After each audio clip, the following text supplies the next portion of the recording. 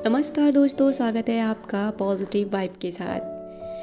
चमत्कार प्रेम की शक्ति से होते हैं। क्या आप ये जानते हैं? क्या आप चाहते हैं कि आपके जीवन में चमत्कार हो? चमत्कार वही कर सकता है जो नकारात्मकता से दूर रहता हो, यानी कि जो हमेशा आशावादी बना रहे, जो हमेशा अपनी चीज़ों पर सकारात्मकता दृष्टि रखे और नकारात्मकता को कोसों दूर रखे, चाहे उसके साथ इस समय जीवन में कोई भी परिस्थिति क्यों ना चल रही हो। हाँ, मुझे पता है कि इस समय अपने आप को सकारात्मक रखना बहुत कठिन होता है जब हमारे जीवन में कोई भी परेशानी आ रही होती है, लेकिन आप यकीन मानिए, अगर आप सकारात्मक रहेंगे तो ऐसी ही चीज़ें आपकी तरफ आकर्षित भी होंगी, यानी कि आप वही अपनी तरफ आकर्षित कर रहे हो जो भी आपके दिल और दिमाग में इस समय चल रहा है। अगर आप ये सोचते हैं कि मेरे जीवन में बहुत परेशानियां हैं, कठिनाइयां हैं, तो प्लीज़ इन बातों को यहीं स्टॉप करें और इन बातों पर ध्यान दें कि मैं अब खुश हो रही हूँ या मेरे जीवन में बहुत ज़्यादा खुशियाँ आ रही हैं, प्रेम आ रहा है, जिससे कि आप उन्हीं चीज़ों को अपनी तरफ आकर्षित करें।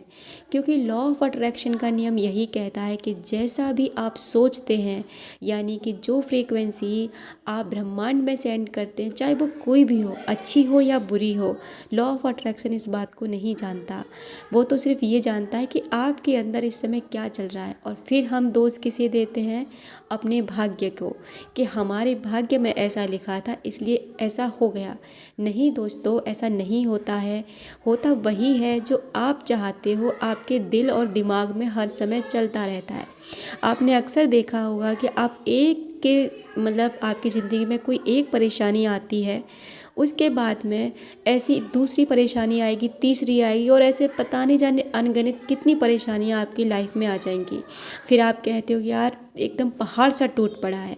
वो इसलिए क्योंकि जब एक परेशानी आपकी ज़िंदगी में आई तो उसी तरह की चीज़ों को आपने अपनी तरफ आकर्षित किया, यानी कि आप नकारात्मक थे, उन्हीं चीज़ों पर ध्यान दे रहे थे, इसी कारण वो चीज़ें आपके जीवन में आई और इस कारण वो नकारात्मकता आपकी ज़िंदगी में भर गई।